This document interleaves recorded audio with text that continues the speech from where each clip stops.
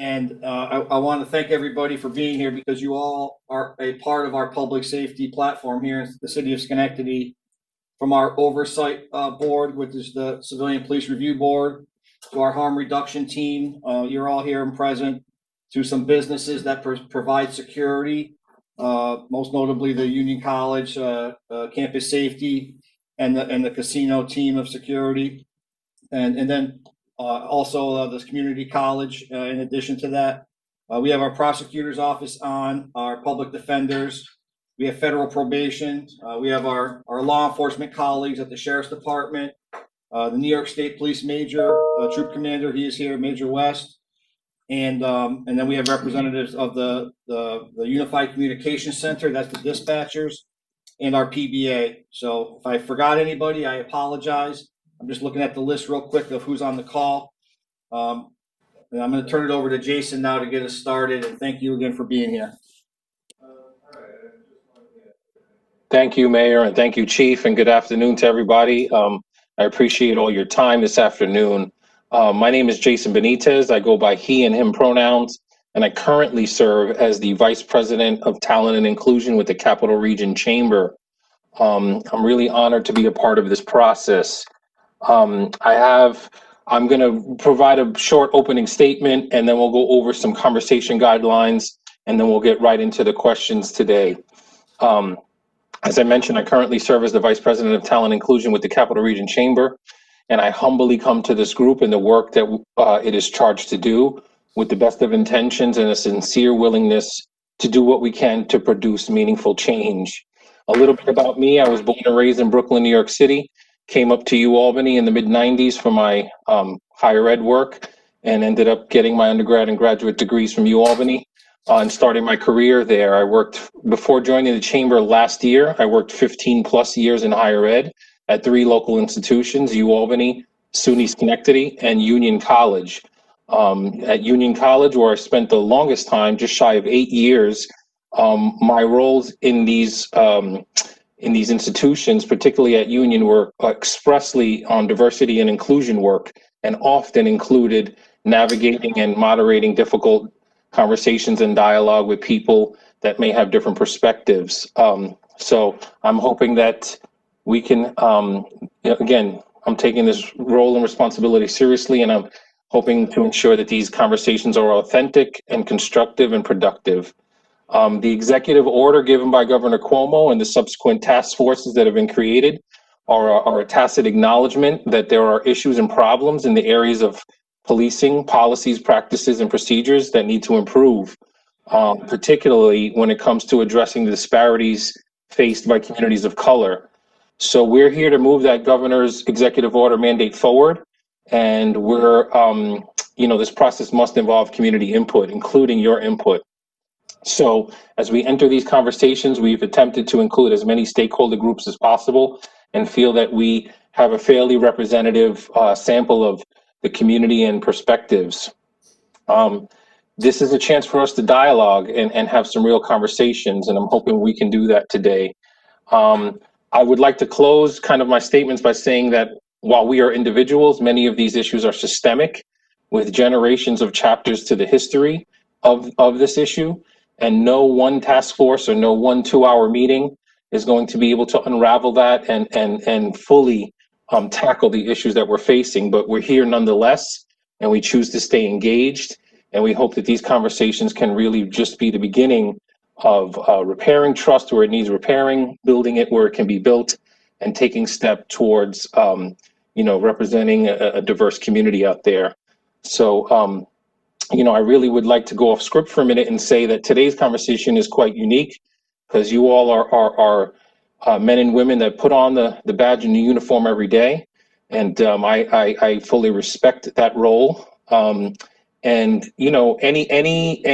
process of change requires introspection, requires taking a deep look at oneself as an individual, as a department, and even as a field or an arena of work.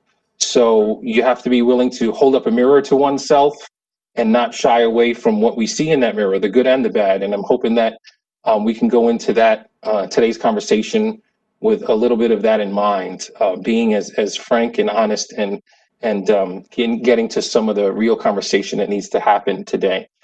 So I'd like to spend a few minutes talking about some conversation guidelines. I'm not going to go over each one, but I will kind of highlight the ones that I think are most pertinent to today's conversation. Before I do, we do have Reverend Donna Elia on the call today. So if today's call brings up anything for anyone and they need emotional, spiritual, or other support at the end of this call, we do have partners in the faith community that have agreed to be on the call and stay on afterward if anybody needs to connect. So we do have Reverend Donna Elia on today's call. And additionally, the Office of Community Services in Schenectady can also provide support, though that line is not staffed after hours. If a voicemail is left after they close, a voicemail can be left and they will get in touch with you to connect you with proper services. And that number is 518-386-2218. Again, 518-386-2218. So that's just a little bit of housekeeping. And again, I see Reverend Donna Elia has introduced herself there in the chat room, representing Schenectady Clergy Against Hate. So thank you, Reverend. Conversation guidelines. I'm just going to go over some of these quickly, and then we can get the conversation going. So first, speaking your truth with care. This means that it's important to be as authentic and honest as possible, but also to do so knowing that we're all in different places with our learning and understanding, and it's important to be mindful of the impact our words may have on others around us. Where possible, using I statements and avoid making generalizations about other groups, speaking from your own perspectives. I really think this one is important, assuming positive intent. I think all of us giving up our time to be on the call today come to this process, assuming that everyone is genuinely interested in making change for the better. So let's assume that everyone on the call today, while having different experiences, is coming onto this call to do the best they can. The ouch, oops policy, if someone says something that's hurtful, I'd like somebody that's hurt to say ouch. We'll say oops, that's a public acknowledgement that something was uttered that was a rub for someone. And then we will do our best to address it and understand why that was the case. Leaning in and leaning back. If you don't speak up often, lean into dialogue. If you find yourself speaking often, we ask you to lean back and let others participate. However, try to remain actively engaged throughout the entire call. Listening from the heart. Don't formulate what you're going to say next. Really try to stay present with who's speaking. Obviously, take care of yourself if you need to use the restroom or get some water. Stay with any discomfort that you may have during the conversation today. The topics we'll explore may bring up discomfort, and that often may lead us to question our beliefs and experiences. Stay with that discomfort, I would encourage. Get curious about it and examine and consider what it might be able to teach you.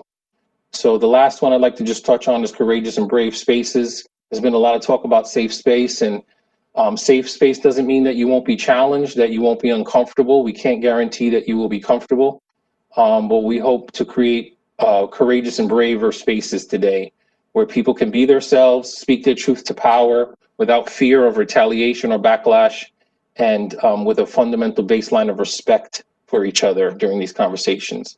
Again, there are a few other conversation guidelines there that I'm not going to go into, but if you would like to read them all in their entirety, they are in the agenda that was sent out by the SPD collaborative email. So with that, again, my name is Jason Benitez, and I will guide this conversation this afternoon. And again, the way we're going to do this is I'll throw out a question, and in an effort to really get to more questions, we're not going to go around the room and have everyone introduce themselves right at the beginning. What I'll do is I'll throw out a question, and anyone that would like to respond to that can indicate so. If you are not on video and you're only on audio, please just indicate in the chat room that you'd like to offer up a statement, and we will call on you. And what I'd ask you to do is, if before answering a given question, if you could just introduce yourself and the organization or the group that you represent this afternoon, and that way we can hopefully get to hear everybody's who's on the call today. I will encourage everyone to try to find the time to speak at least once throughout this 2-hour call. and contribute to the conversation, because it makes it more robust for us all if everyone is participating. So with that, I'd like to just kind of get right into it. So on the topic of community involvement and building trust, from your perspective, how would you describe the current status of the relationship between, okay, this question says Schenectady Police, but let's just say law enforcement or safety personnel in general. How would you describe the current status of the relationship between Schenectady Police and the wider community?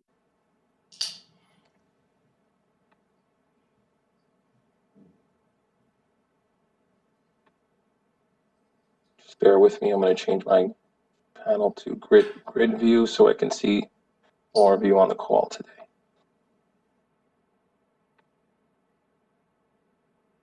Again, who would like to kick us off? From your perspective, how would you describe the current status of the relationship between the Schenectady Police Department and the wider community?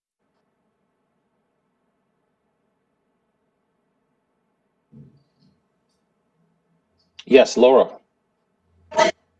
Afternoon, everybody. My name is Laura Combs. I'm the Executive Director of New Choices Recovery Center here in Schenectady, and we have 2 clinics and 4 community residences and various other programs in the city.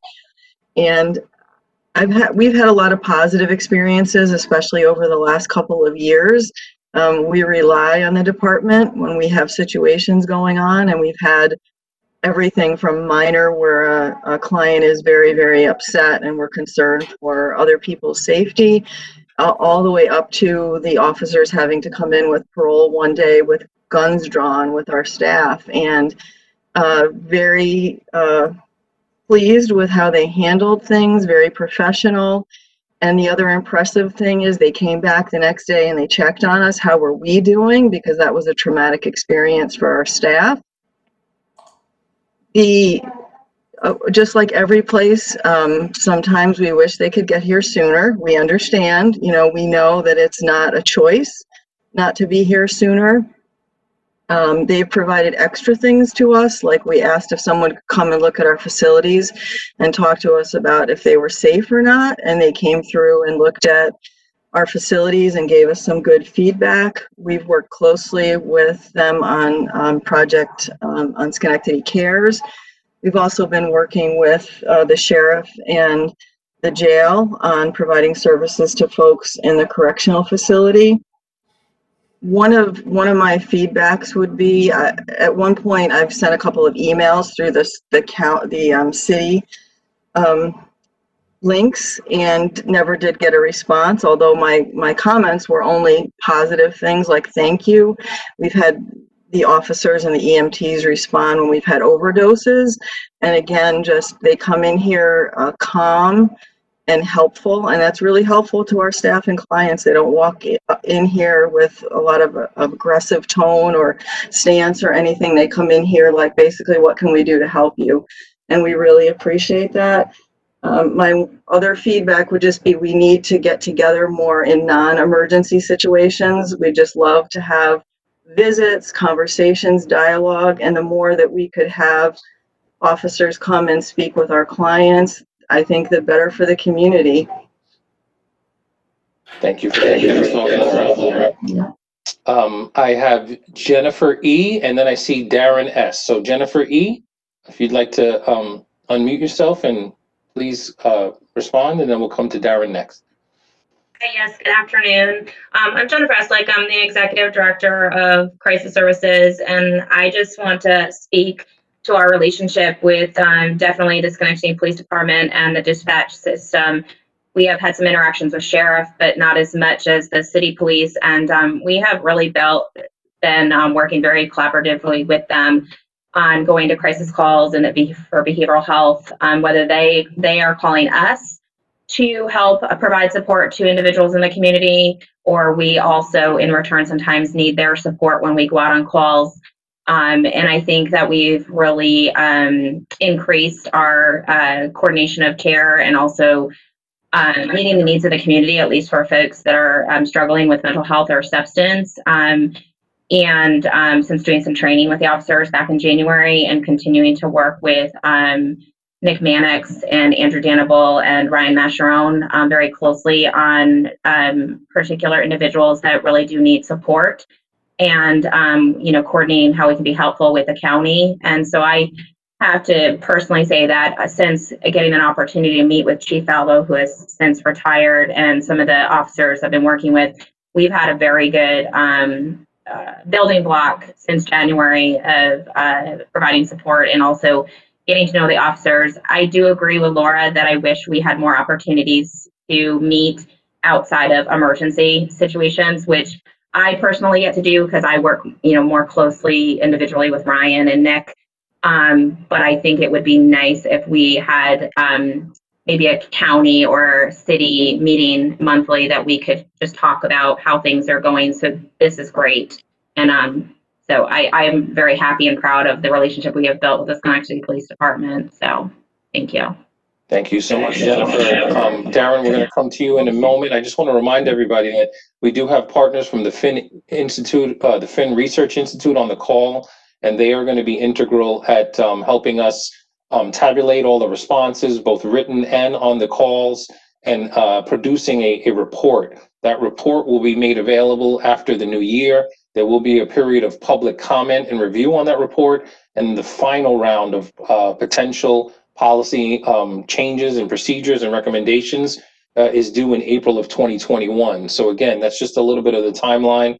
So please know that if there's a question we do not get to today, or if there's some feedback you'd like to offer that just don't get a chance to give today, we are accepting feedback through written email as well. So just a little bit more housekeeping. And please, Darren, you can unmute yourself. And on the topic of trust, how would you describe the current relationship between the police and the wider community?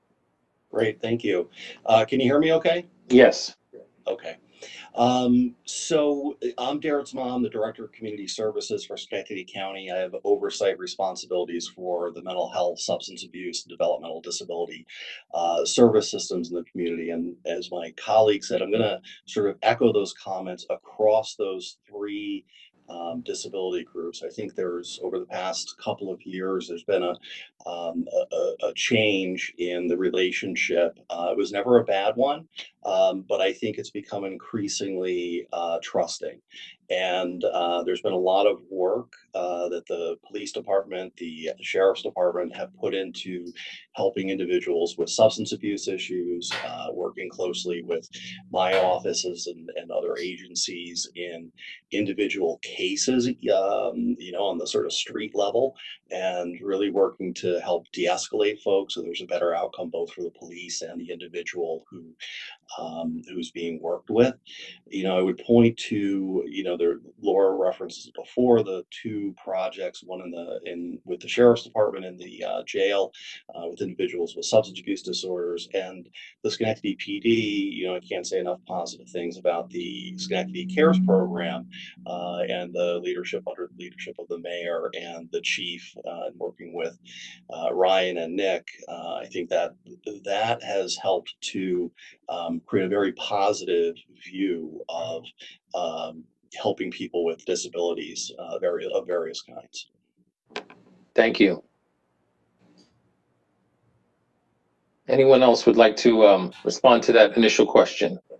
In your perspective, describing the trust between the Schenectady Police Department and the wider community.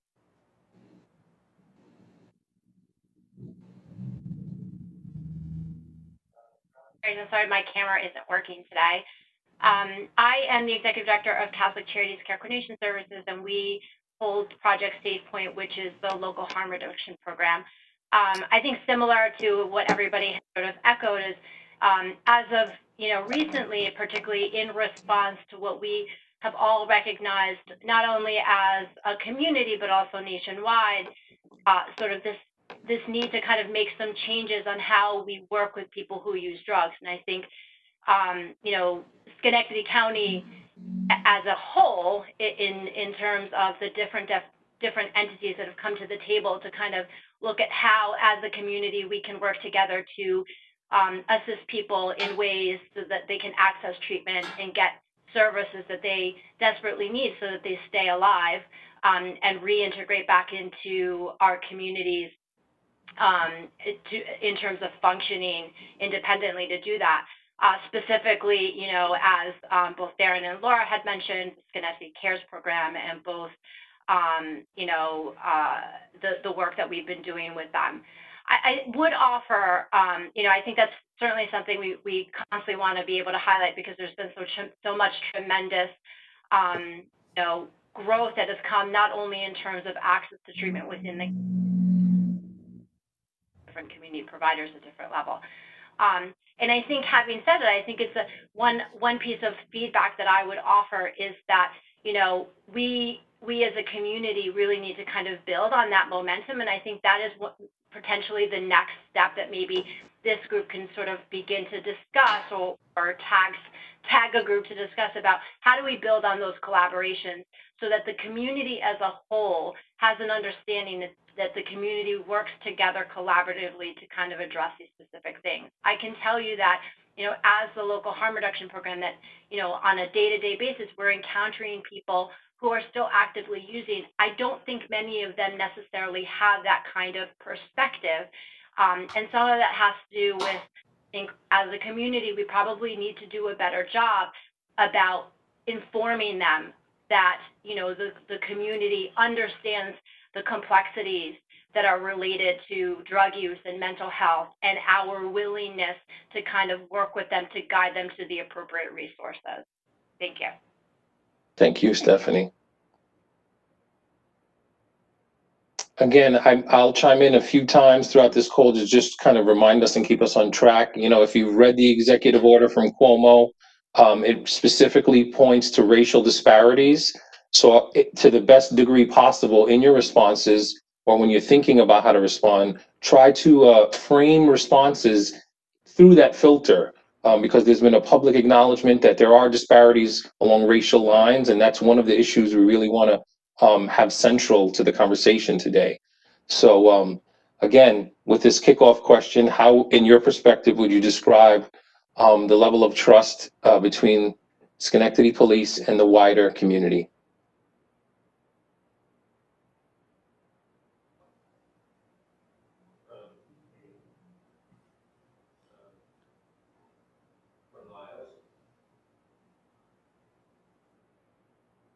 Okay, I'll move to a different question, and maybe it will elicit some responses. Let's see.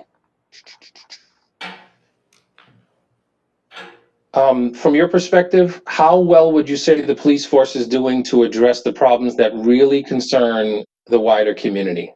From your perspective, how well would you say the police force is doing to address the problems that really concern the wider community?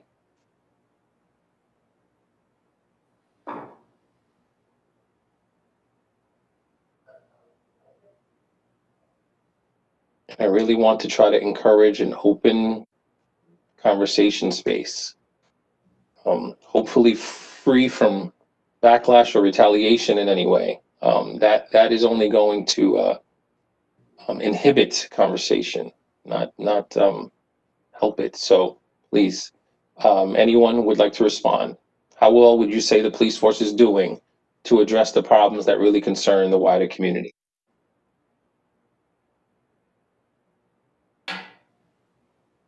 I'll speak again. I can just say that we don't hear a lot of our clients coming in and complaining about unfair treatment. Of course, it happens at times. But one of the things we're doing in the substance abuse field is trying to integrate peer recovery advocates. So it enables us to have people who have a better experience in terms of the community. And I just wonder, as a long-term solution, how we can start to bring some diversity and inclusion into police departments, using maybe some community folks that aren't necessarily interested in being an officer, but who can be a part of the service so that the community feels more a part of the department. It helps us with our clients in terms of them feeling, when we have folks that work here that are in recovery, that speak about that are open with that, it really helps our clients feel like, we're working with them. Thank you, Laura. And yes, I will at times, if a different topic is brought up, we can go off on a little bit of a left turn. but for sure, I'd like to you know, the topic of other service partners. Police are often called to respond to incidents where, in an ideal situation, another agency or a resource in the community will have intervened prior to a police arriving.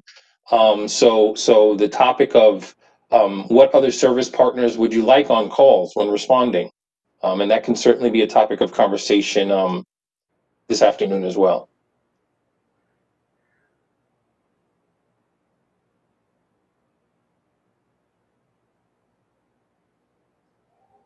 I see Jeff. Is that Jeff? Are you trying to? We can't hear. You're still on mute there, Jeff.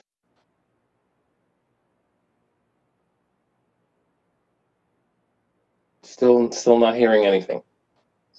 We'll certainly make an effort to come back to you. Maybe if I frame the question a little bit differently, what challenges, when you wear your badge and wear your uniform, what challenges do you feel you face when trying to build trust with the community?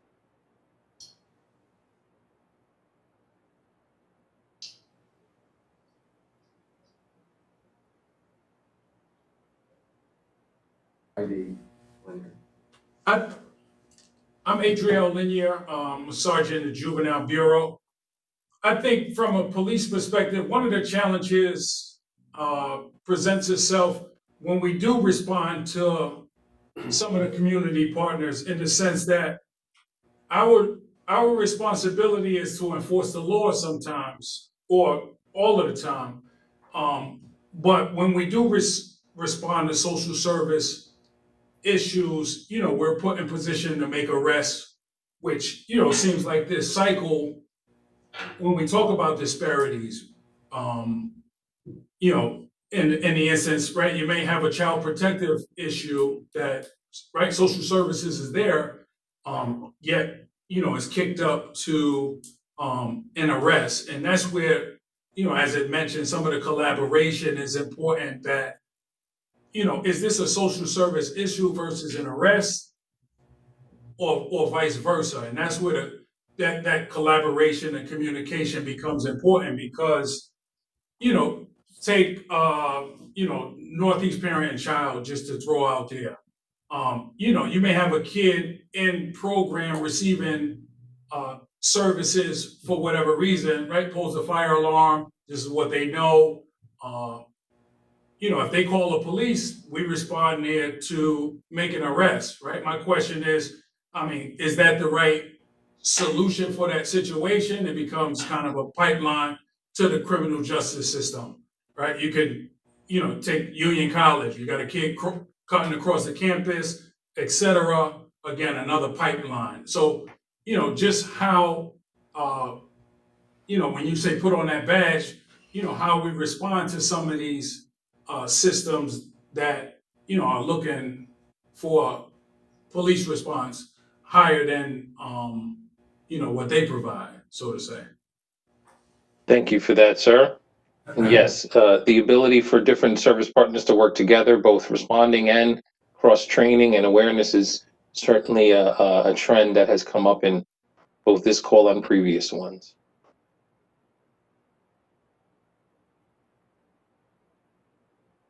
Would anyone else like to reply to that? The challenges you feel you face when trying to build trust with the community.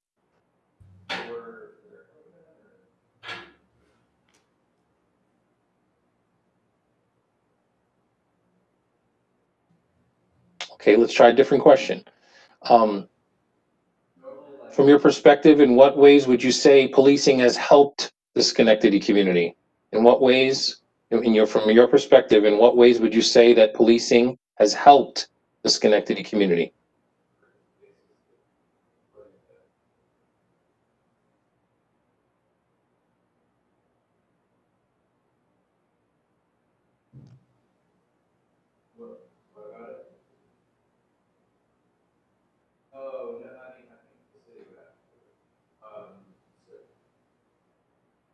Jason, are you able to Yes, hear me through Jeff P., we can hear you now. Go ahead, sir.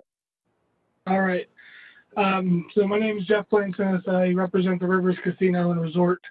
Since 2017, when we opened the building, we started out with a lot of struggles, safety-wise, in the community.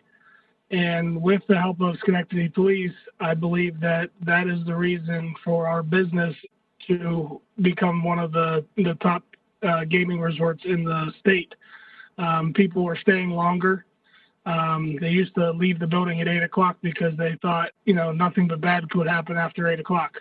They are staying all the way through till 2 in the morning. And a big part of that is because we've had a Schenectady Police detail there. I'm a huge advocate for having the police there more. And, they've been a huge help to us in that safety end that keeps our clients continuously coming back. So they've been a huge help with that regard in the community. Thank you, Jeff.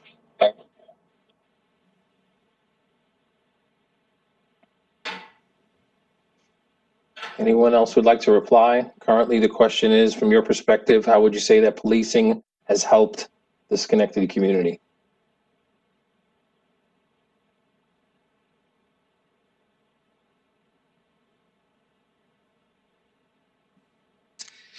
This is Mike Munger over at SUNY Schenectady. I've been a police officer before and in Florida and Tampa, and I've worked closely with Chief Clifford and the crew over there and the other officers at Schenectady PD, along with the Schenectady Sheriff's Office, mostly with training, a lot of active shooter training. We've opened our building up to them for active shooter training in a real world environment when we haven't had classes available.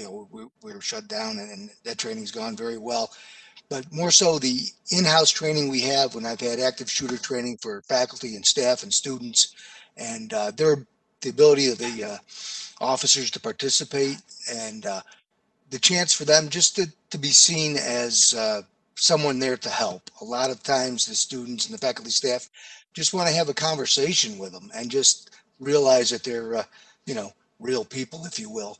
The fact they get to have this conversation, and it builds an additional trust with that through training and the ability of them to bring additional stuff, additional training and additional things into the environment, into the daily school life that keeps us safe and helps me provide training for the campus. Thank you, Mike. And I like how Mike framed that, so maybe we can change that question a little bit. In an ideal situation, if funding or staffing were not an issue, what would you like to see your department or entity do to try to build trust? If funding or staffing were not issues, what would you like to see your department do more of to build trust? Hey, Jason, is it okay if we go back to that last question? Sure. I want this to be as fluid and as easygoing as possible. So please, any question you'd like to reply to, go ahead. Sergeant McCutcheon had a couple of comments on it too, which I think are important. I'm Jeff McCutcheon, I'm a patrol sergeant on the day shift, but I work every shift, and I work the street. On a street level, the most difficult thing that I found in my career, and especially this year, is let's talk about the basic necessities, the basic needs of policing. Let's talk about quality of life issues. Quality of life issues are the majority, a lot of arrests that we make, and there's a lot of complaints in every neighborhood in regards to quality of life issues. We're talking about drinking in public, loitering, loud music, things of that nature. To some people, these things are very important.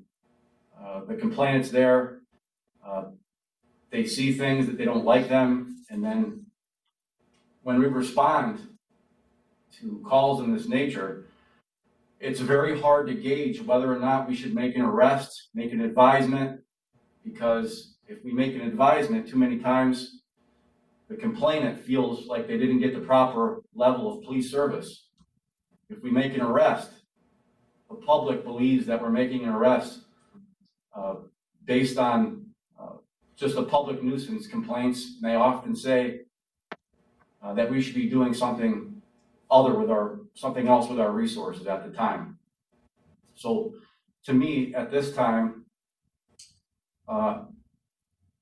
that's one of the most challenging things and one of the most basic things of being a police officer and providing Schenectady, the city of Schenectady, no matter where you live, the proper amount of police service. It's very hard to appease the public on both sides. Thank you for that perspective. And did you say somebody else there would like to reply as well? Anybody else? I don't want to shift gears too quickly away from what Sergeant McCutcheon said. My name's Sergeant Bill Gannon. I'm a platoon sergeant on the afternoon shift, so I work afternoons also, usually out on patrol. Yes, shifting forward back to the question that you just posed with respect to what could be done to build trust if staffing and funding wasn't an issue. Yes. I think it kind of would relate to building off of addressing quality of life things, but importantly, our department is very reactive in the way that we police this city. It's hard to go out and address significant crime issues related to, open investigations for violent crimes, because at a patrol level, we just triage calls on a daily basis. So something that's always been an issue in my view is, I've been in this department for only 5 years, and policing in total for 8. But it's everywhere that it doesn't seem like there are enough cops available. And I believe our department has the real desire to want to do more to build whatever trust we have in the community, and also to do more for people outside the realm of just having interactions when it relates to a call about a crime having been committed.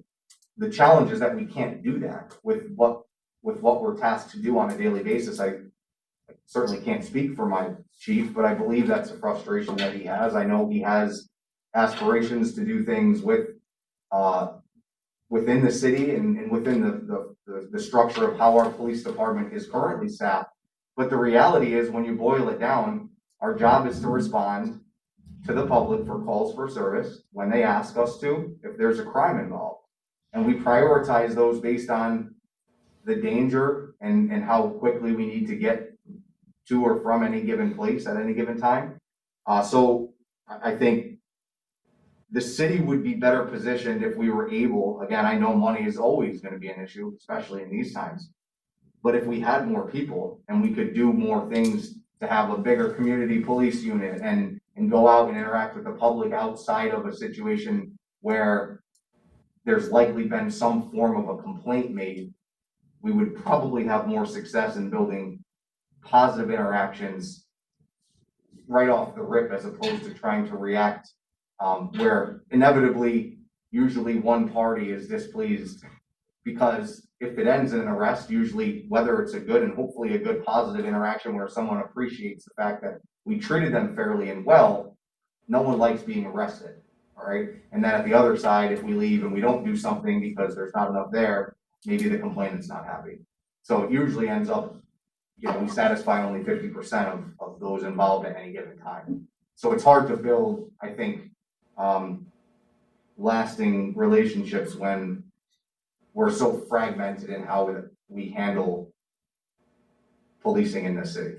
And that's just my my own personal opinion. And I think even going a little bit farther on that too. I mean, the one occurring theme that I've had the privilege of being there from the beginning of it, is everyone's talking about community policing and being out in the community and walking beats. And I think every single person here, I don't want to speak for you guys either, but everybody would love to have that time to be able to do that, to walk the beat, to actually get to know the neighborhoods that they're policing. But Sergeant Gannon was kind of touching on it there. It's so tough because of obviously monetary issues and whatnot too. But you're only in the community. Basically, you're going, especially on the afternoons platoon. I mean, you guys are going from call to call to call to call to call to call to call to call, and they don't. It's sad, and I'm not trying to make an excuse for them.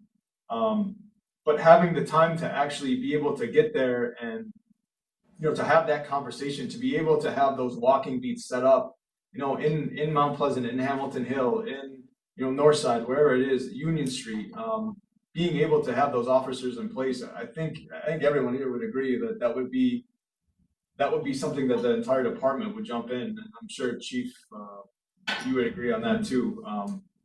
And that's that's the tough part that we're dealing with right now, because we keep hearing that reoccurring theme, at least in my humble opinion about it. And it's just trying to find a way to, to incorporate those into the budget and trying to make it happen. Thank you for go ahead, I'm sorry. But I do think that's a double-edged sword because, I mean, at some points we do make, the walking beats in the areas, you talked about through the lens of racial disparities. We do have a walking beat downtown.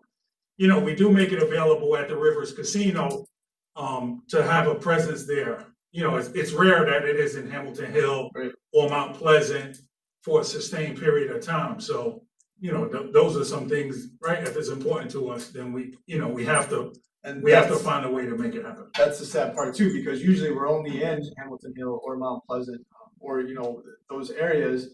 Unfortunately, we'll have a detail set up there when a murder happens or some heavy drug dealing or something like that. So I mean that's a very good point. Thank you, gentlemen, for those perspectives. And again, if you could if you can wave a wand and funding wasn't an issue, what could you offer as potential ways to remove some of those barriers? Is it just funding, or is there a baseline kind of community interaction challenge that's there beyond just funding? And I'm not putting you all on the spot to answer. I'm just putting that out there for everyone. Well, I mean, personally, I think, right, one of the problems we face, right, we're police officers, and we have a specific role to play as it relates to protecting life and property, etc. I mean, the major issue in some of these communities that we're policing, it comes down to resources, right? People living in poverty, etc. As a police department, we're not necessarily able to provide the resources that some people need, to change their situation, so to say. So I think some of it is defining or redefining what our role is, and specifically, we have to stick to that role. So, I know this movement now is, focused on the police, but, is that because we've been asked to do so many other tasks and we need to, let those professionals do what they do while, we perform the tasks that we've been charged with doing? I think some of it is a redefinition of or defining specifically what our roles are, right? We've been tasked with doing the role of social worker and, all of these things to a point. What do you guys, and not to overstep recency, but do you mind, can I ask a question too? Sure, please. This is intended to be a dialogue, so go ahead, please. Thank you, sir. What's your feeling on having like some type of, because I know I've talked with several officers about this too, having like a mental health counselor on staff, like for the first platoon, the second platoon, third platoon, having everyone, so we can have that person available, or multiple people, obviously, I think in a perfect world, being able to staff those with, two counselors per platoon, I think would be a huge help to us. Number one, just to be able to get out in the community with, unfortunately, we're dealing with a lot of emotionally disturbed people calls, and I mean, I'd say besides domestics, those are probably the highest calls that we're going to. How would you guys feel about that? Good, bad, and different. You think it would be helpful at all? Yeah, sure. I think any way that we could help to address, so the issue, if you're talking specifically about mental health, if there's an issue that somebody other than a cop can go to and respond because there's no element of danger involved, then have at it. I mean, for me, I'd rather have my guys tasked with going out and getting to the real urgent matters that we, maybe have to leave in holding a little bit longer than we'd like to sometimes because we're stretched so thin. So for me, if that's something that becomes an option, of course, I think that we, as Sergeant Linder touched on, as police, I feel like we are often tasked with with such a wide spectrum of responsibility that our guys aren't necessarily, we have training on every element of what we do, and I feel like we do have good training opportunities, but we're not mental health experts, we're It's not not something we're counselors. doing every day. So when we go somewhere on that topic on its own, we have a base level of knowledge to understand how to establish a safe environment for people, or to bring someone somewhere else to go get care. And sometimes those become violent interactions. But yeah, certainly redistributing the responsibility of what the police are being asked to do, I think there's a valid, opportunity to see some change there. And that, I welcome that. I think even us like going out with the counselors too, I think would be a huge step in the right direction, or at least as far as like helping us out in it. Sorry. Just along that, I also think that, like again, if we could just wave a magic wand, not only counselors, but also having officers be assigned to something like that.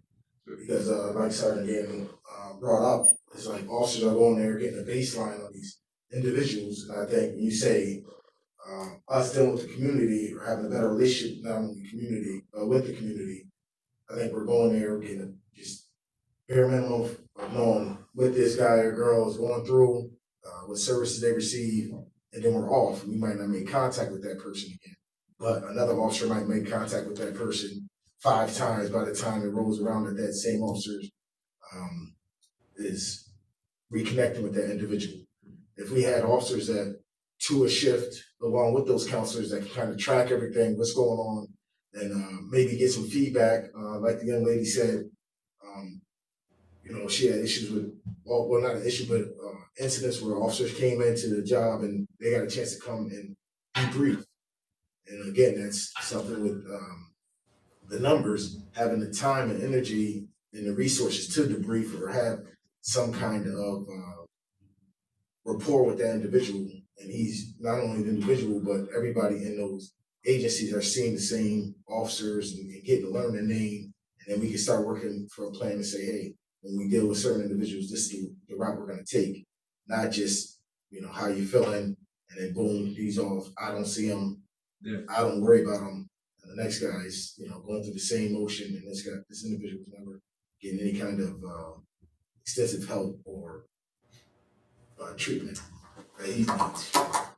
Do you gentlemen, you guys think too, like having not only like to obviously to answer or help answer calls mental health wise, do you think it'd be beneficial to us having a mental health counselor or counselor here for the patrol division or DD or wherever it is there, for the police department in general, just being able to, if you need to talk about an incident, because let's be honest, we've seen a lot of things that most people probably shouldn't ever see in their lives. And I think a lot of that, I know I've talked with Lieutenant Mashron ad nauseum about this stuff too. And I think we're holding a lot of issues in too. Do you think that would be beneficial as police officers to have that? Do you think it would be used?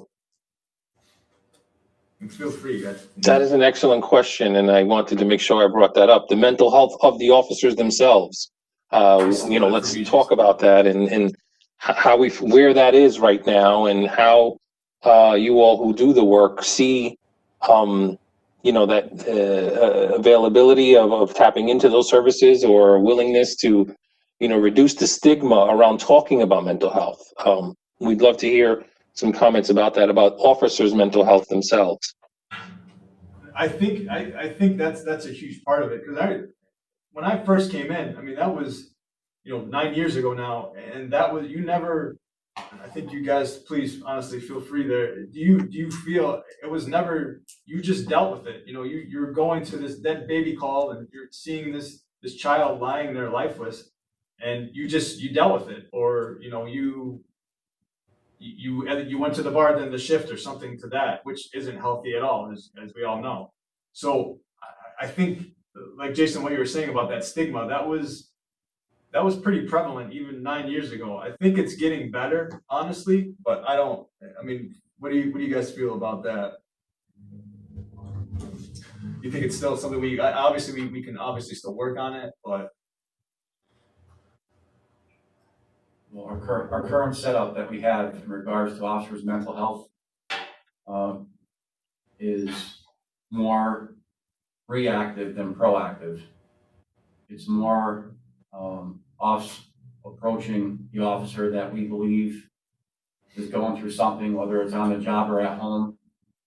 And I believe because an officer may not feel comfortable speaking to someone else that he works with, for whatever reason, he may think that it'll get out to the general number of employees or patrolmen that work with him or what have you. So it may be a benefit to have someone that's you're not working with on a daily basis. And I'm sure some people would think the opposite of that also. Maybe they'd rather speak to another police officer, but our current setup is more reactive than proactive. Thank you, gentlemen, for those perspectives, and it's important to hear from you all. And I think, you know, as the gentleman mentioned earlier about reimagining and redefining roles and responsibilities, that's what this task force is about to see, like, what are the things that we can reimagine and redefine? And some of what we're speaking to is law enforcement culture. And again, if we are to be real about change process of introspection, we have to be able to examine and really look at aspects of culture within an organization or a field, and be able to kind of strengthen the things that need to be strengthened, and work on denouncing and getting rid of the things that we want to denounce and get rid of. So I appreciate your engaged conversation there. Would anybody else on the call like to just chime in on any of those topics before we move on? I would like to say something, going back to officers' mental health. I think that also a focus on just that. You know, the example you gave is seeing a dead baby, but what about the things that's going on now in the news that these officers are picking up every day on CNN, internet, just pretty much talking? I mean, that's another thing, mental health, that I think that is just chipping away at an officer. That something that we need to address also. Just the things that's going on, the protests and things like that. I think a lot of officers, it chips away at them. You know, they're hearing it, they're seeing it, and I think that that's another issue that we need to attack, along with just not just seeing the dead baby, something that's so huge and so big.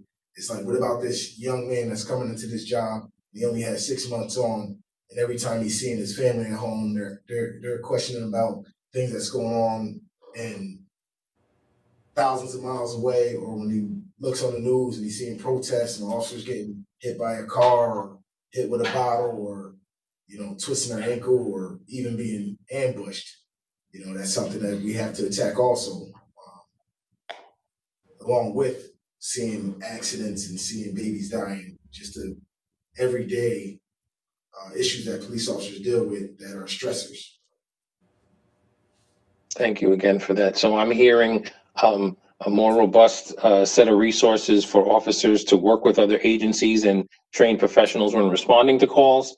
And I'm also hearing a desire for more resources and conversation and dialogue within the police department amongst officers on their own mental health challenges. So again, we really appreciate that dialogue. Shifting gears just a bit, living in Schenectady, it's come up on a couple of other calls from our community, and the community, frankly, was a little frustrated at the percentage. The chief offered that about 15% of the officers or the staff currently live within the city limits. So I'd like to just put that out there on the table as a topic discussion.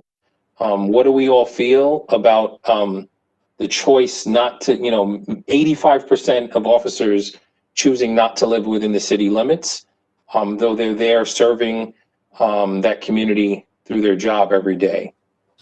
So again, anybody would like to respond to that question?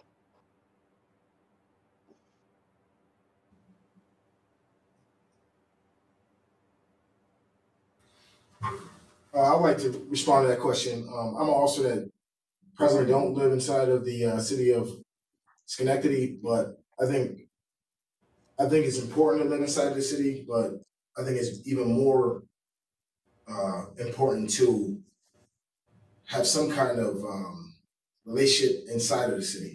I'm also that doesn't live inside the city, but I stay inside of the city. as far as youth programs, basketball programs I'm a head coach for or a coach for. Belmont Pop Warner, I'm a coach for. I always make notes to go to the little leagues. I mean, anything that has to deal with the kids in Schenectady or anything that goes on in Schenectady, I make it a point to be a part of it. And I'm talking about any event that happens, I try to be a part of it. If it's book bag giveaways or basketball tournaments in the park, I know we have police community events that we go through that I make a note to say, hey, I want to be there and I want to be a part of that. So, when you say living inside the city, I get that point and I think it's very important. But I think you can live inside the city and just walk in and out of your door and go and spend your time in any other city or any other town when you're off duty. But it's officers being a part of the community, if that makes any sense to you. And I think that's important. Where, like you say, basketball games.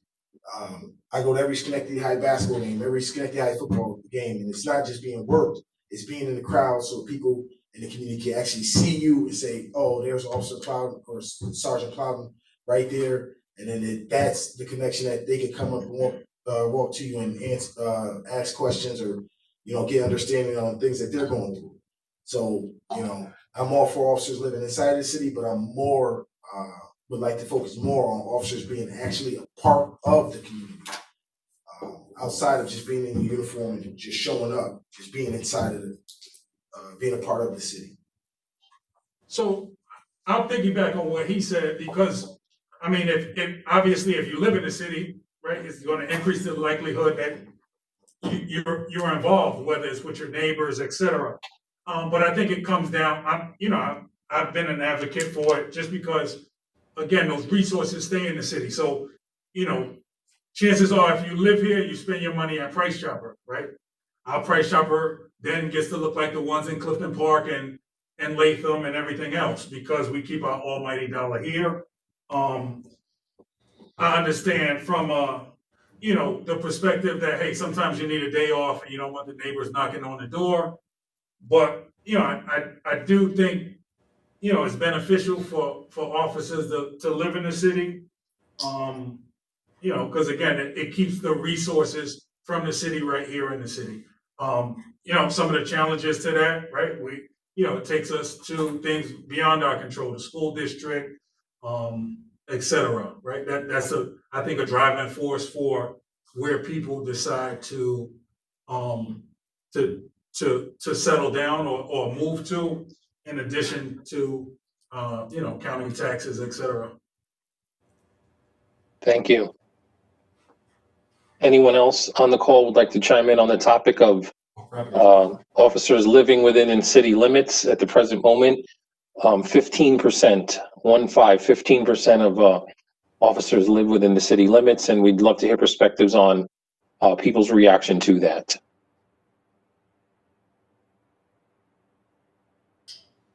I think that, again, I suppose relatively young, and I haven't been here that long. I know that at a time the city did have a residency requirement. They had times where they didn't have it.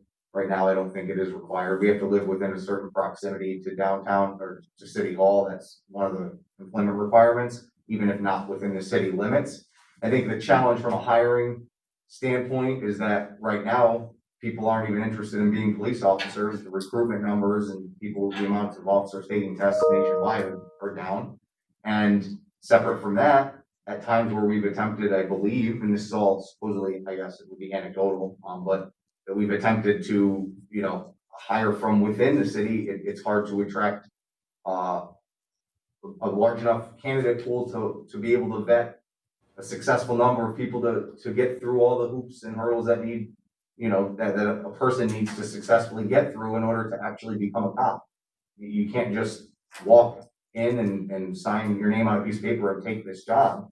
There's a very in-depth background process, and sometimes I think that process in and of itself is intended to weed out candidates who should not be officers charged with upholding the law and carrying weapons. And so there's a bigger picture piece there. I think that it's easy to, I understand the frustration with only 15%, But there's a reason that that number is so low, and I don't think it necessarily has to do with, for myself, I don't live in the city. I do like patronizing businesses in the city, and when I'm here, I love going to different places to eat and try to meet new people while I'm here. I bring my family here as much as I can, but I don't know that it would necessarily be something that we would be able to say, okay, you're all required to live here moving forward, and then be able to actually adequately staff a police department with the way hiring is currently structured. And that doesn't mean that hiring doesn't need to be reformed, but I know that there's a reason the process is what it is.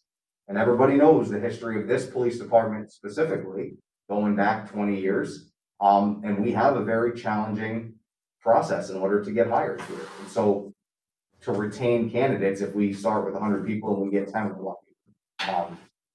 And I don't know why more city residents aren't interested in becoming cops, except I think that speaks to the whole attitude about why, how people look at law enforcement from the outside. It's not something you're very passionate about. Thank you. Anyone else like to reply to that or offer up a perspective? Hi, my name is Lieutenant Dalton, and I live in the city, and I just want to speak about this a little bit. Please. I grew up in the city. I still live here now. I've been working here. Can you hear me all right? Yes.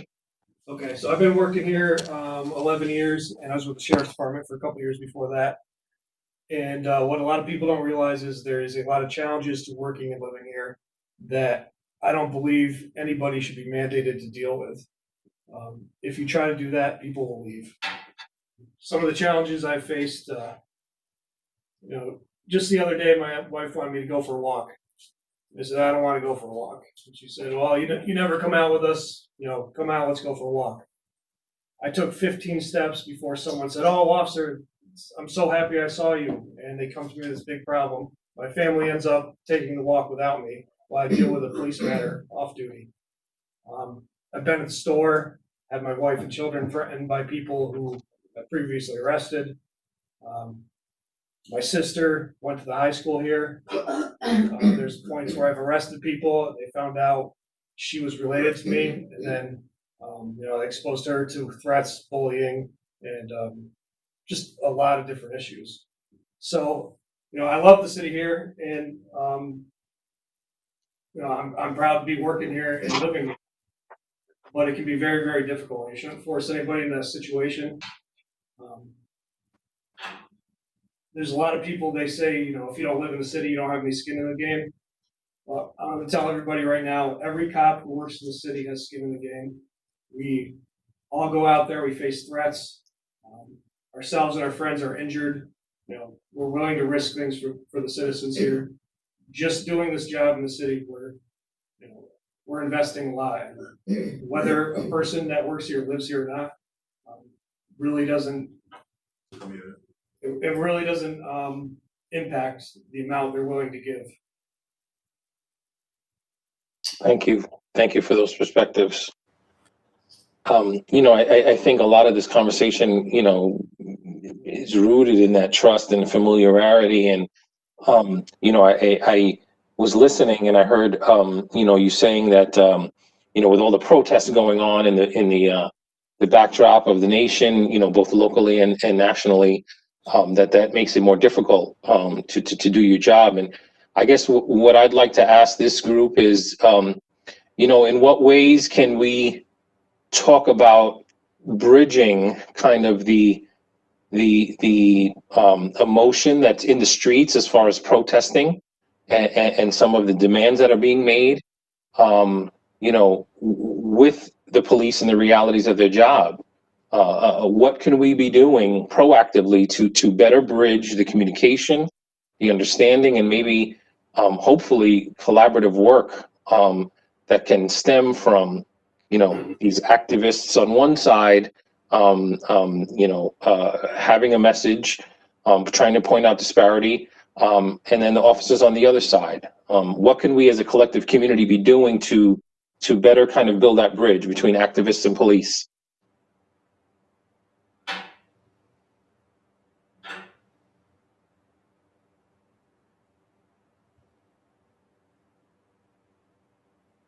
This is Ryan Matrone. Yes, please, Ryan. I'm lieutenant. I'm on the steering committee, so I don't want to take up too much time. I also represent somebody that does the community service work here, and I think traditionally when I got into community services, I thought that the work that I would do would be fun things in the community and things that put police in a positive light and had positive interactions with the community. And I think there is value to that. But I think going forward, as a police department, we have to dare to be very bold in our decision making. And I look at, of course, I'll plug Schenectady Cares and I'll plug the work we do to try to help with mental health and things. But I think we have to continue to do that type of work, because I think that's equally as meaningful, if not more meaningful. And I think that's what the community talks about when they want to see changes and reform in the police department. So if you look at something like substance use disorder, for example, traditionally we went through eras of just say no and the war on drugs and all of these things, and we continually did the same thing over and over and over again. And we had outcomes that destroyed communities and destroyed families. And we continually, again, right up until my time as a police officer here, we continually just kept going at it the same way. And I think we have to be, daring and bold in our decision making going forward and willing to change in ways that police departments have traditionally not changed. And I think, again, I guess that would be my 2 cents. I don't want to take up too much time, but I think that would be my suggestion. Thank you, Ryan. Please don't apologize for taking up time. Your perspective is important, both historical and current, and I appreciate that. And that's what we're here to do, is to try to reimagine new approaches and new ways, because I think the past has shown us that some of that prior thinking and approach just isn't working, or not working well enough. Anyone else on the call regarding how can we better bridge the activists' emotion and message that they're bringing to the street on injustice, and better bridge that conversation with the police department? If anybody would like to chime in on that. This is Lieutenant Kelly, Schenectady Police Department, ISB 2nd Platoon Commander. A lot of the work that Ryan has done over the years has been incredibly instrumental in bridging the gap and creating trust within the community. And it's unfortunate because it's been overshadowed by things that have happened thousands of miles away. But one important piece of trust right now that we need to work on is not necessarily something that the police department can do or can provide, but it's the trust in the community that they'll be safe if they do participate in the process. One of the struggles we have is open communication when there is a violent crime, when there is a homicide, when there is drug dealing. It's not that people don't want to come and talk to the police, and oftentimes people do, but they don't want to put it on paper because of the fear of retribution, the fear of the street. They're more afraid of the person that's going to come looking for them for talking than they are of helping the police to prevent the crime or to solve it. So it's not all about trust in the police. It's fear of the street. Thank you.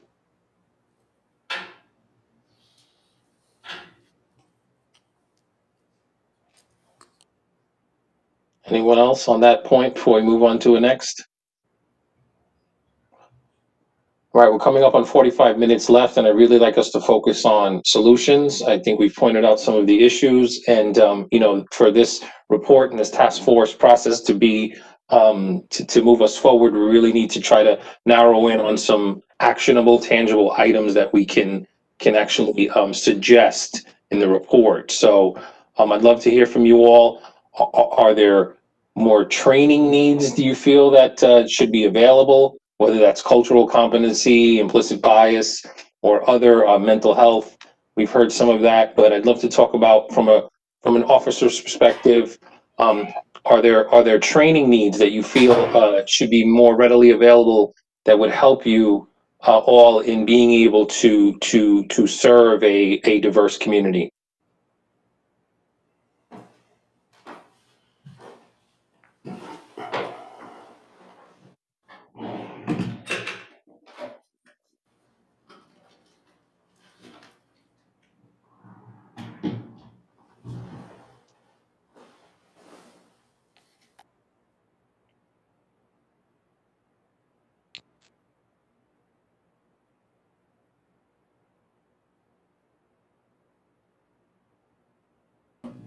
I would just like to add something. Please. I know, Jeff McCutcheon. I know if you want to label people as activists or whoever the case may be, if, for lack of better terms, have been outspoken on police training. But the best police training is being out there in the public and talking to people and, you know, talking to different people in the community, seeing how the community wants to be policed, asking them questions about if, you know, their opinions about what we're doing out there, and being out there every day. That's the best training there is. No textbook training or classroom training is as valuable as being out there in the public. Officers here go to calls in different neighborhoods, talk to different types of people all the time. Experience is the best training. It's life training. It's meeting people, meeting their families, meeting their children, knowing their problems. That's the best training there is in regards to what we talk about today. That's what bridges the gaps. It's familiarity with officers in the community. And the more you're out there, the more you'll be familiar, and they'll know who you are by name. No training in the classroom is going to compete with that. Thank you for that perspective. And if I can dig a little bit deeper, you know, what more could be done to allow those, as you said, exposure. Exposure is a key part of it, is familiarity and exposure. What could be done to enhance opportunities for officers to do that a little bit more with our community? Enhance exposure, enhance that familiarity. I mean, I think that issue goes deeper than policing. And I think in these current times, you know, with a lot of movements, we're hyper focusing on the police. But the reality is our neighborhoods are not integrated. Our schools are not integrated. So as it relates to some of these issues that we're dealing with, you know, while Jeff says, you know, experience is key, you know, when we don't have a residency requirement, our police force doesn't reflect our city. So, you know, we have people coming from situations where they've never interacted with some inner city people, whether Black, Hispanic, you name it. Their only experience is what they get in those negative situations that they're placed in. And you know, as police, right, we deal with 20% of those communities 80% of the time. So while experience is important, I do think you know, it's very important to expose, you know, the officers to, you know, a wide variety of situations and people. You know, I know Jeff is from the city, you know, so he has that experience, but some don't. And, you know, and a lot of situations, you know, that does lead to implicit biases and how we handle situations. But again, like I said, I think some of those issues dig deeper than police, which, you know, is a whole nother conversation. Yes, thank you. You know, the task force was very aware going into this process that, you know, while we're focusing on policing with this particular task force, that in order to comprehensively address these situations, it's going to require more holistic approaches and more robust conversations. But, you know, for the sake of these conversations in the task force, we are trying, with an acknowledgement of the wider issues that are going on, we're trying to kind of narrow the focus to things that happen, you know, in a police situation and how we can change that. So I guess what I would ask again to dig a little bit deeper is how can we better that situation? How can we get officers more exposed to those people in the community that are different from them? How can we help build empathy amongst groups and by fostering more positive interactions? Jason, I have a comment. Can you hear me? Yes, please go ahead. Hi, my name's Christine. I'm with the Communications Center. I've been dispatching for 12 years. I'm born and raised in the city as well. So I know how everybody is. When I first came on, I was just with the Schenectady Police Department. So when new guys came on back then, they actually sat with us in the dispatch center and listened to calls and were able to interact with us directly. This way, they know what we deal with on the phone. It's easier for them to have somebody listen to them face to face versus on the phone. We continuously get hung up on. We're only as good as what the information is we're provided, and these officers get upset with us over the radio consistently because we can't answer their questions. So my suggestion, I mean, I'm not in charge of the communications center, but having these new guys that come on, they should be able to sit with us for at least 1 or 2 days. And I understand we're countywide now, but at least they'll be able to understand who we're dealing with on the phone versus who they're dealing with face to face. I mean, it could be two totally different people. One could be extremely upset with us via the phone, and then once they're in person, they're as sweet as pie, you know. It's different for us than we have to deal with them over the phone. So, I mean, my suggestion would be having them come in and sit with us, listen to the calls, see what we have to deal with. And in regards to the EDPs, a lot of our guys that are EDPs, they're cooperative and they're calm. They don't need a police officer. They're just looking for an ambulance to get transported to the hospital. So there's no need to even send an officer. But due to Schenectady's policy, we have to send an officer. So, I mean, that's something that has to deal with the department itself. But other than that, I think training with Schenectady Police, I personally think they should come in and sit with us during their FTO process and just listen in on calls and see how we handle it and go from there. Thank you for that, Christine. And that's what we're looking for in these last 40 minutes is, actual, on the ground kind of things that we can tweak, change, adjust, reimagine, redefine that are going to lead to better outcomes. So to the best degree possible in the remaining 40 minutes as you respond, trying to really offer up some of those more tangible things that can actually be, achievable change. Mike Munger, make a comment here. Please go ahead, sir. Yeah, in my previous life, when I wore the badge, in our FTO program, we spent a shift in communications, actually sitting next to a dispatcher. They would be we'd be listening calls, but we'd be doing the dispatching, learning how to, how it all interacts.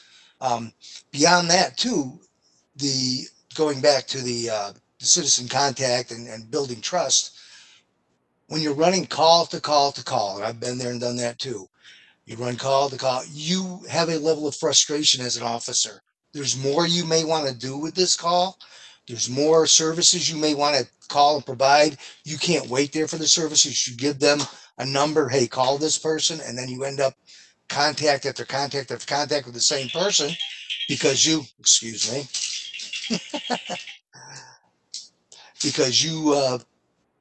can't give them the time and that you really want to put into the situation. And again, if you're running call to call to call, it's hard to have that citizen contact where they're getting to trust you, where they're getting to know you. So when you were talking about, if money's no object, obviously you need more on the street so that you're not running call to call. So you have the time to spend with that person and do what you need to do. Thank you for that comment, Mike.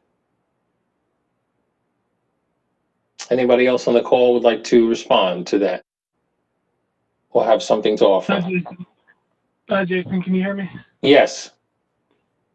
Okay, so I think that a big part of this too is the media itself, right? They paint the picture of the police are this issue that we have to change, and I believe that a big part of that is the public education, but it's also starting in the younger groups or younger generations, maybe in schools. So things like the DARE program, all of us went through it, but it's obsolete now, so there is no DARE program. But seeing those officers in your classrooms when you're little, that creates the culture to have that respect level for the officers when they arrive when you're older.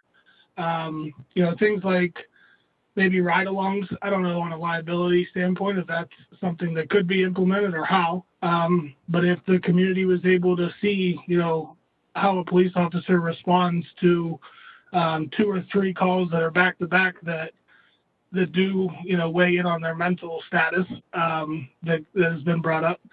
maybe they have a better respect level for what they do day to day. I think things like that will push this into a good direction, but I do believe it starts with the public education on, how to comply, with the police and what they're asking. And if they do not agree with something, there's, avenues to take after the fact to file a complaint, to address it the right way, and to get the result they want. That's why lawyers have their jobs and, the police have theirs. Thank you for that. I see here in the chat room that Tim Rizzo would like to respond, and I'm sorry that I got to you a little late, Tim. Please, if you're still on the call and you'd like to chime in, please go ahead. Hey, Jason, sorry. Yeah, I think we passed that issue a while ago, so but a lot of it was already covered. So I appreciate it, but I think we're past that now. Okay, thank you. No problem. Somebody else? Okay. Go ahead, please. Hi, it's Stephanie again from Catholic Charities Project Safe Point. I was just wondering, in terms of specific tools for the police. I know at some point there had been some discussion around introducing the law enforcement assisted diversion program model as an additional tool for police officers when they're engaging individuals who have low level offenses or struggles with mental health. I was curious, where the mayor or even the PD was in terms of their thoughts of implementing that in Schenectady County. Would anybody like to reply? I apologize. This is Gary McCarthy. I didn't hear the first part of that question. Okay. Steph, if the question can be repeated. Sure. I was just in thinking about the specific tools that can be applied. I know one of the conversations was about going out to call after call, and sometimes the same individual, where the complexity of the needs are really related to mental health or substance use. And there's the law enforcement assisted diversion program, which is a model that specifically looks at addressing the needs of individuals who have interactions with the police, who have these struggles. It also has an overarching goal of addressing racial disparities among those who have interactions with officers. And so I know at some point, because I had conversations with the Schenectady PD around, because we at Catholic Charities are the case management component in Albany for that model here.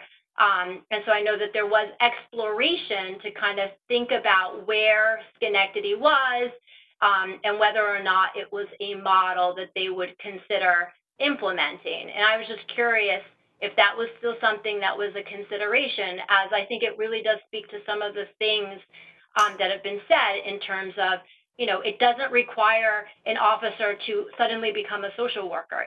It does require that they have some acknowledgement and recognition that the complexities that exist in some of those interactions are beyond the fact that it's, the person committed an offense, and being able to discern when it's appropriate or using their discretion to bring in another entity to help assess the situation and get that person's services.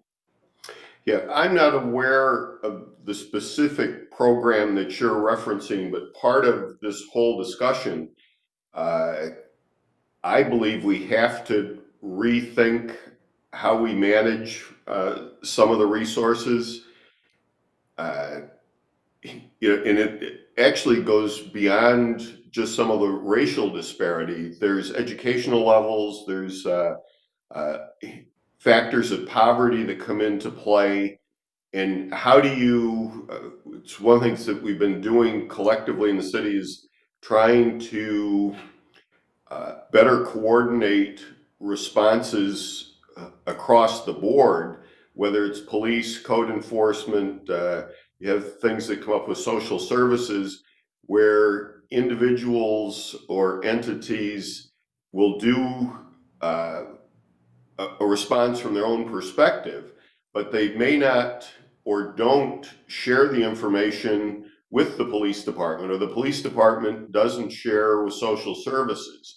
There's not a seamless exchange of information with the school district. And it's how do you get the total picture, and when you're sending resources there, whether it's police, fire, somebody else, that you are able to deal with the problem in totality and better refer people. It was pointed out just a little bit earlier in the conversation where people are, you're going call to call to call, so you give somebody a phone number and say, well, follow up on this. Are they going to follow up on it? Are they going to really be able to articulate the complexity of the situation that they're in? It's not a simple process, but I look at what we're engaged in today as one component in being able to deal with the totality of individuals or families' needs, and where we're focusing on racial disparity, it's giving us an opportunity to look at this, to discuss it, and hopefully have a model and deployment of services that are going to better serve the needs of the community going forward. And if you want to send that to me, or if Chief Clifford has it, the specifics of the program, we'd be more than happy to have that incorporated in the final report and discussion that's part of today and the ongoing dialogue. Sure, I'll send whatever information I can pull together your way. I think, to your point about sort of involving different entities and looking at how to best serve the needs of that individual so it minimizes the impact it has on the interactions with the officers as well as the community. I think one of the key components of a program like LEAD is the collaborative efforts. It's a program that generally requires a commitment from the community and important stakeholders to come together and have an agreement about, like, what does that look like for that community and what are the resources that are going to be committed to that in order for it to work. So I will certainly send the information I've got. Thank you. And there's one of the things they're appropriate. There's levels of confidentiality that are put on some of the police records, some social service records within education, that when you look at it, you understand, yes, you don't want that exchange, but sometimes you have to have some method to pass that information on to another entity or another service provider so that they are better able to appropriately respond to what the needs and the underlying problems are. Thank you, Mayor, and thank you, Stephanie, for that question. It's much appreciated. Okay, before we go to a kind of a last closing question, because we're coming up on 25 minutes, I did want to, at least because of the makeup of the call today, talk about unions. And unions have a lot of great things they do for advocacy and the wellness of those that they represent. But at times, unions have also presented a barrier to real reform and change. So I'd like to just throw that out there for a topic of discussion and see what the thoughts are on the call today on union, like if we are to make a push for change, do folks believe that unions will be supportive, and just the role of unions in kind of getting to a place of change? Jason, can you hear me? Yes. All right. My name is Tim Rizzo. I'm the vice president of our Schenectady BBA. And well, I don't know that I can address the entire conversation. I piggybacking on what I was going to say earlier is, as far as you're talking about, meaningful change, and it seems like the biggest push about reforming policing has a lot to do with the mental health issues that we're talking about. And I think the issue that we have is, a lot of it is attached to defunding the police. And second to that, it seems to be that no one has an actual idea of what that realistically looks like as far as how they're going to staff the mental health professionals for that. Because, to properly handle the amount of mental health calls that we go to, you would require a pretty large staff in order to go to all those calls. And I just think it isn't really discussed fully in order to get a picture of what that would actually look like. And then the second issue that I think a lot of us have with that is that, if we're going to those calls, or if we're not going to those calls, and then we're called upon after, once, say a violent situation can't be put under control, we have a concern that now the police are essentially order up violence. Do you know what I mean by that? Yes, the police can be weaponized in a way. Right.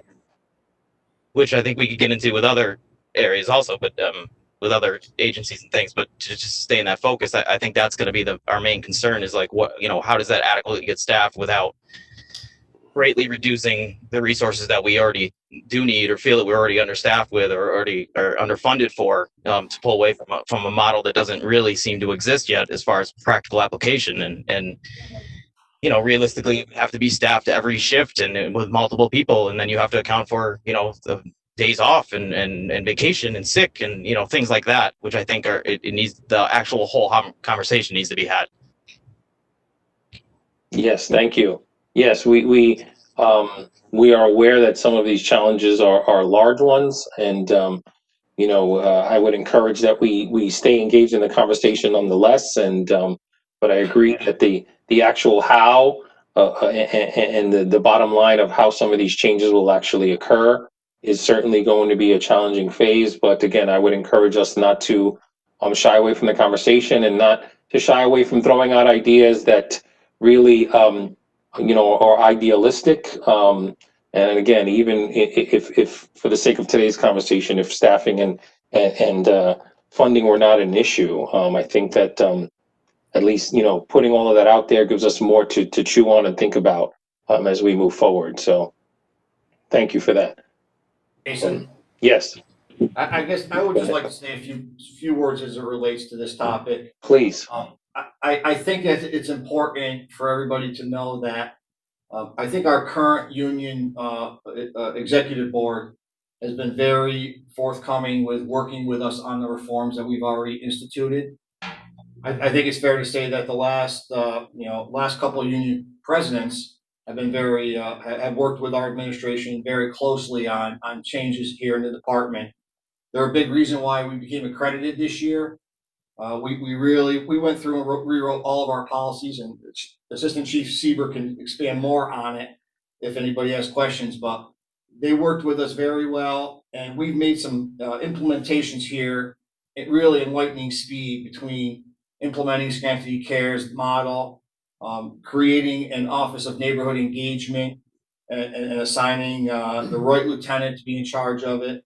And also so many other things like instituting our body camera program. These are all things that typically unions may have fought, but they came to the table, they talked with us about it, and they were there to partner with us on getting them done. So I think that the dialogue that says that they're being blockers in reforms isn't correct. You have to respect their role, and they have worked with us very well over the last 4 years that I've been the chief. And I think it's fair to say to previous administrations also. Thank you for that, Chief. And yes, part of these conversations, hopefully today and ongoing, are about the perception that might be out there, and then the reality of what exists. And I think that works on both ends. So, whereas there may be a perception that unions are there just to protect the police, the chief just came in and offered a different narrative on how they've been receptive to some of the change. And similarly, I think members of our community, there's a certain perception about them that sometimes often doesn't match the reality. So I think that it's very important, both today and in future conversations, that one of the outcomes of this is to expose each other, to expose ourselves to each other a little more, so that the perception that's out there can be balanced with the reality of a situation. So, Chief, I appreciate you bringing in that additional commentary about the union and their willingness to see change move forward. So that's good to know. And I would just again encourage more of these types of conversations, so that the perception that may be out there can be balanced with a accurate perspective of what is. So Okay, so again, we have about 20 minutes. Oh, yes, Darren? Yeah, thanks. I just wanted to mention, just back to the mental health component, because I know, and I've had conversations with the police department, with the chief and others, about the high volume of emotionally disturbed person calls that exist.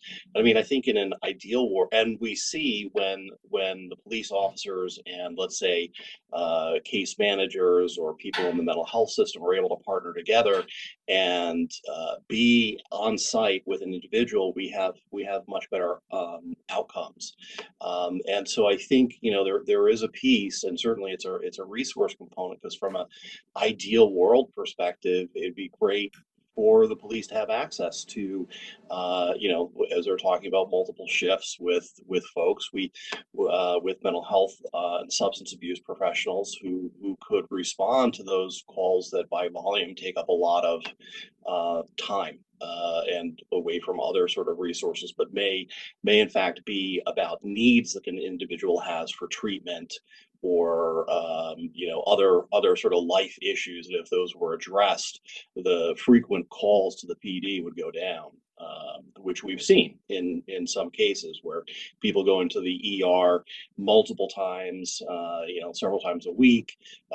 When we've been able to partner together, in some cases it's been very successful, where that stops because people are connected with the right kind of resources that they need. So it is certainly a resource perspective issue, but we do know that when we're able to partner together, we do get collectively better outcomes. Thank you. Again, we've got about 20 minutes left, and I'd like to just throw out, you know, projecting forward, if you could ideally describe what a police department, you know, going through this process of change would look like at the end of this process. What are the things you'd like to see change? What are the things you'd like to see more of or less of?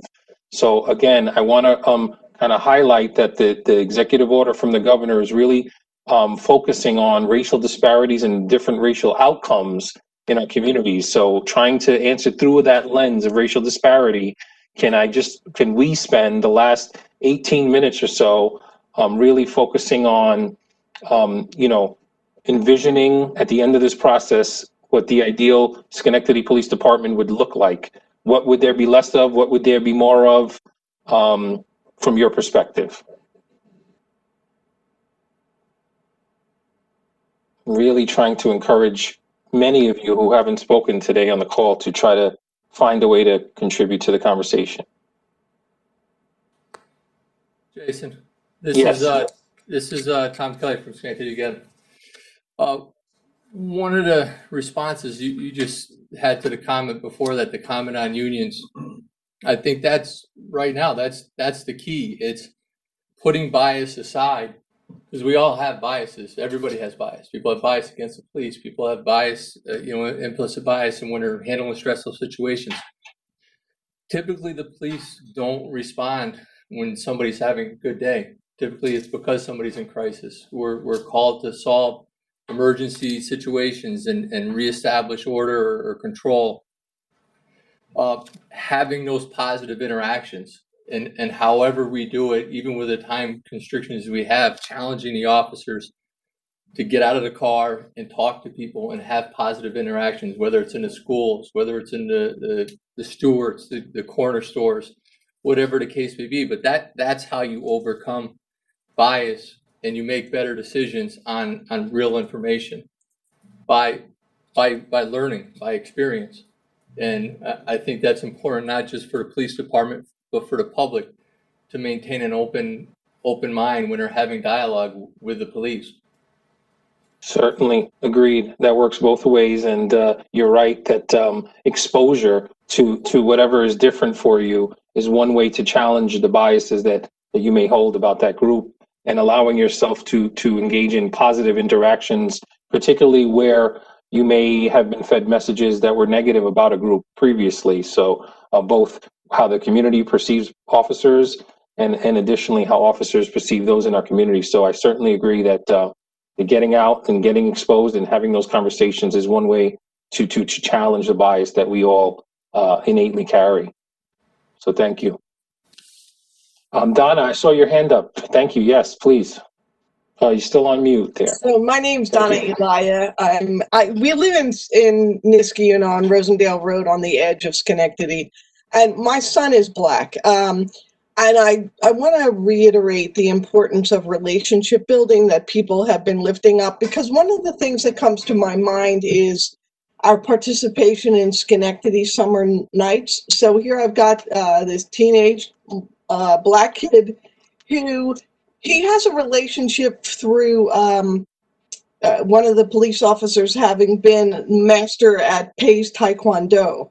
And so, and it's a very diverse community at Pays. And so here was an officer in uniform at Schenectady Summer Nights, engaging with the kids in their performance and what they were going to do, because they were going to do a demo, and just showing a lot of enthusiasm. And so now here's at least one kid who has some pot, and the officer's white. So here's an instance where, so my son's perspective is, even though we teach him since he's Black, you have to be careful while driving. I mean, some of the realities, unfortunately, that parents have to teach brown skin, especially men. But my son's perspective is, but I know that there are a lot of good police officers and people who care. And so, and that relationship building has been really helpful to him. So I've heard a number of people say, about going to basketball games or getting out in the community, talking with people and getting to know them. And I think that relationship building component is really important. So I want to thank you all for that work that you're doing. I'm sure it's not easy, and I could hear the level of commitment. So thank you for that. Thank you for those comments, Donna. Yes. So we have about a little over 10 minutes, and we'd like to focus these last 10 minutes on actionable, tangible things that you'd like to see this process produce. Are there things you'd like to see less of? Are there things you'd like to see more of?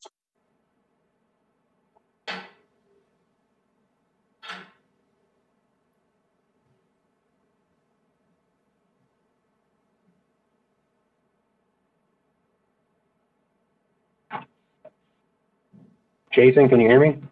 Yes, Sean, please. Hi, my name is Sean Fivey. I'm a supervisor at the County Dispatch Center. I work the 3 to 11 shift, and I can't really speak much toward the community involvement.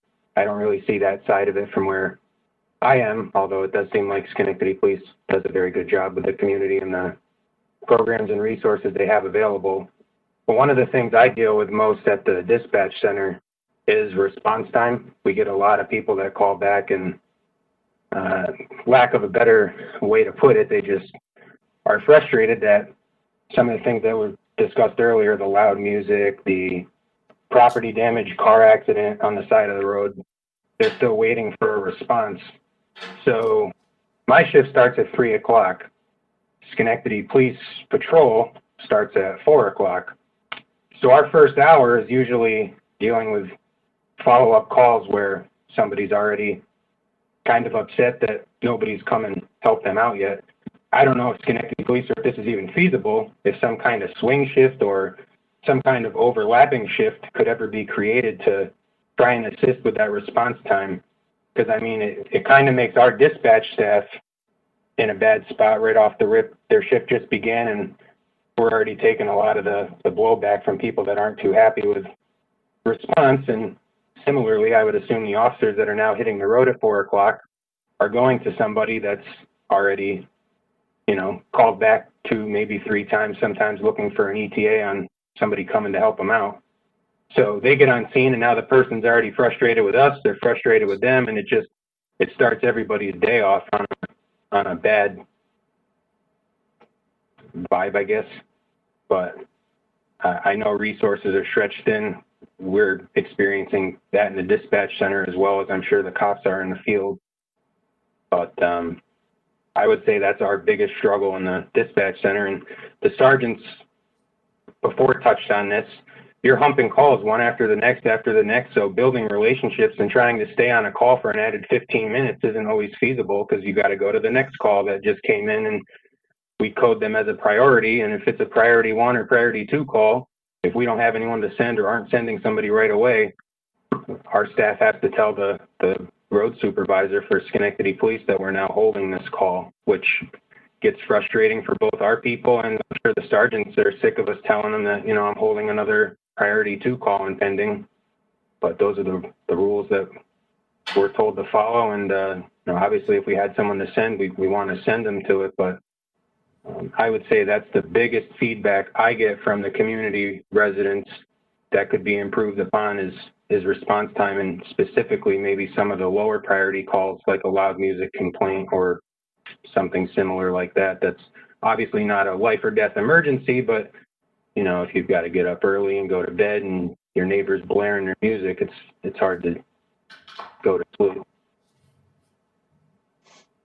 Thank you for the comment, Sean.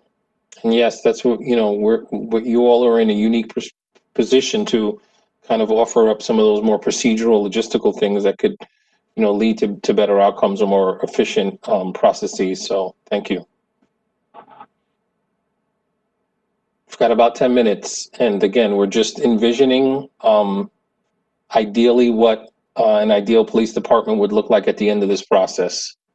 I'd love to hear from folks what stuff might you want to see less of and what would you like to see more of at the end of this process, ideally.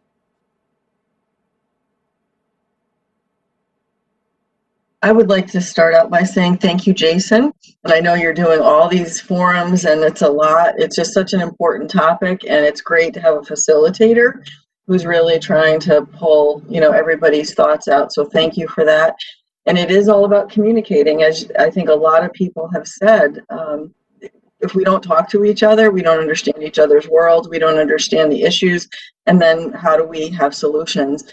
I would like to see that both officers and the community feel that we're all in this together over time, that there isn't as much of this us, them. We're all part of a community, and that's part of it. Some people don't feel part of the community and don't feel supported, including, sometimes the police and community members. So the more we can talk, the more we can communicate, the more we'll come up with solutions that make all of our lives better. Thank you, Laura. And thank you personally for those comments. It's been a humbling honor to be a part of this process. So thank you. Yeah. Okay. Again, if for whatever reason you had a response that you would like to submit, but maybe didn't feel comfortable sharing it publicly on the call today, the set of questions that I worked from today, I did go off script with a few, were sent to you all, and you can feel free to answer in whatever level of thoroughness you'd like to the full set of questions, or if there was an additional comment, suggestion, or question that you would like our task force to consider, please submit it via that SPD collaborative email. With that, I'll just again say my name is Jason Benitez. I'm currently the VP of Talent and Inclusion with the Capital Region Chamber, and I really appreciate everyone's active engagement and the time today. I know this conversation and this topic is not an easy one, but the more we get uncomfortable, the more we get comfortable being uncomfortable with these conversations and interactions, I think we're going to be better off as a whole. So I'll just throw it back over to the chief and the mayor for some closing comments. And again, stay safe and healthy, everyone. Again, thank you, Jason. And I want to thank everyone for their time today, and appreciate your interest in this and your willingness to participate in the discussions and formulating what are going to be policies and procedures as we go forth that hopefully are going to make us all better and stronger. Chief, do you have any comments? I would just like to thank everybody for their time today. I know your time is valuable, but we really appreciate your input, your honest input. And please note that if there's anything else that you feel is important that we weren't able to cover because we had a lot of topics to cover, just not enough time, please send an email to the SPD Collaborative at schenectadyny.gov. And we will certainly add it to everything else that we have here. But thank you, everybody. Really appreciate it. Enjoy your day. Thank you, everyone. Have a great afternoon.